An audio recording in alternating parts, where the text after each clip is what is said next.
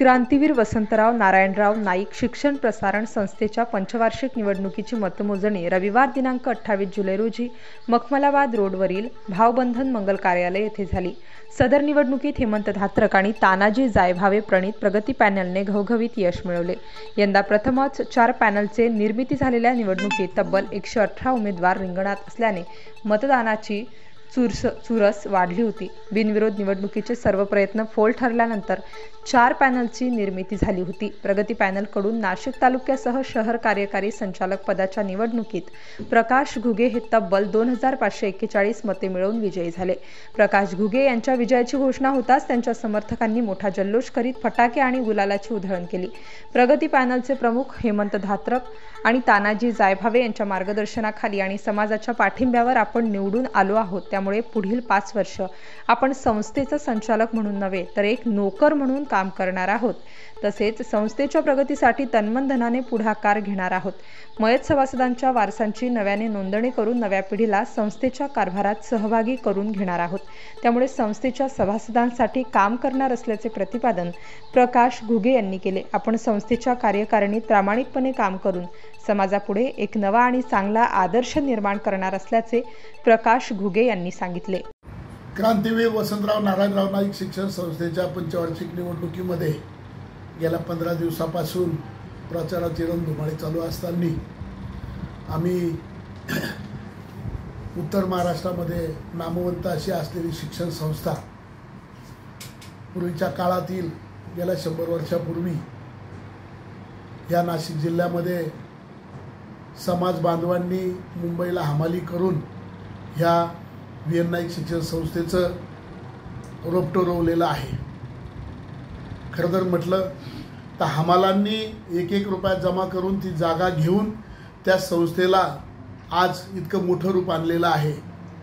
ते रूप आणलेलं असताना आजच्या या युगामध्ये खरोखर क्रांतीवीर वसंतराव नारायणराव नाईक शिक्षण संस्था ही चांगली नावारूपाला आलेली आहे। हे सगळं आलेलं असताना अनेक जुन्या जाणत्या लोकांचा या संस्थेमध्ये खूप मोठ्या प्रमाणात योगदान आहे।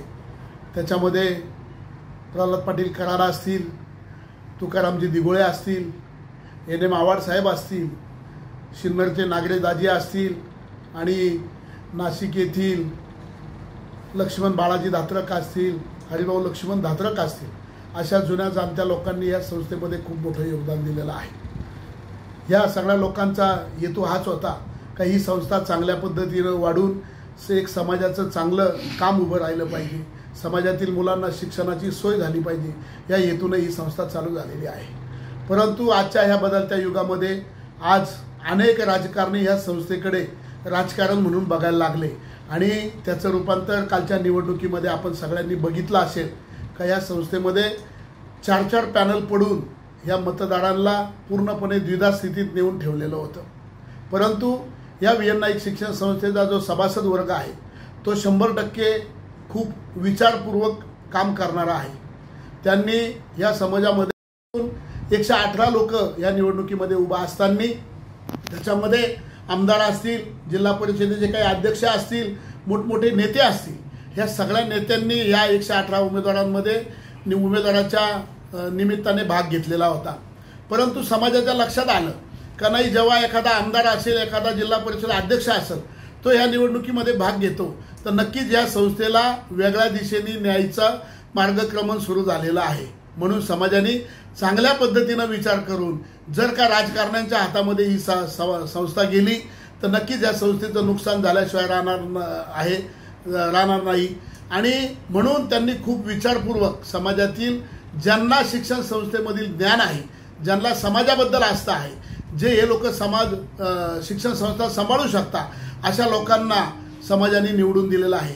आम्ही प्रगती पॅनलच्या वतीनं समाजापुढे गेलो आणि आमच्या पॅनलचे नेते हेमंत धात्रक असतील, तानाजी जायभावे असतील, ॲडव्होकेट PR गीते असतील, दिगंबर राणा गीते असतील, या चौघांच्या नेतृत्वाखाली आम्ही हा पॅनल उभा केला आणि आम्ही संस्थेमध्ये काय करणार हेच सांगून आम्ही समाजापुढे गेलो।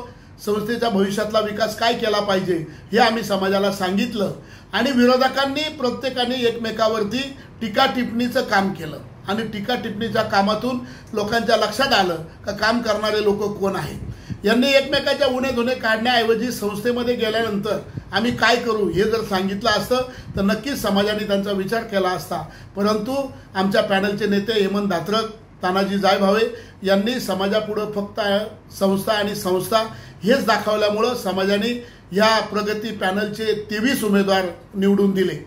तुम्ही परत हे म्हणू शकता 23 आले, पुढचे 6 का आले नाही, तर त्याच्यात सुद्धा नीट जर बघितलं तर समोरच्या पॅनलनी ही निवडणूक खूप वेगळ्या मार्गाने नेली। खरं तर म्हटलं तर ही सामाजिक संस्था आहे।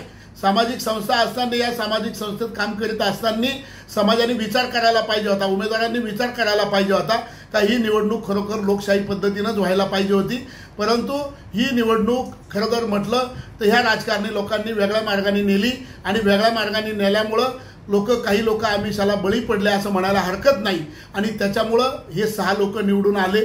म्हणून मी पुनश्च एकदा विश्वासाने सांगतो का हेमंत धात्रक, तानाजी जायभावे यांच्या नेतृत्वाखाली निवडून आलेला पॅनल हा 5 वर्ष समाजाच्या संस्थेमध्ये एक नोकर म्हणून समाजाने नेमून दिलेले 5 वर्षासाठी आम्हाला नोकर म्हणायला हरकत नाही। आम्ही प्रामाणिकपणे आम्हाला समाजाच्या संस्थेचा विकास करण्यासाठी समाजाने जो चान्स दिलेला आहे त्या संधीचा आम्ही नक्की सोनं करू आणि ही संस्था 5 वर्षामध्ये समाज नक्कीच वेगळ्या पद्धतीनं बघेल, समाज नाव काढील अशाच पद्धतीनं या संस्थेला आम्ही वाढू एवढंच सांगतो आणि थांबतो। जय हिंद, जय महाराष्ट्र। नाशिक स्टार न्यूज साठी विजय खंडागळे, नाशिक।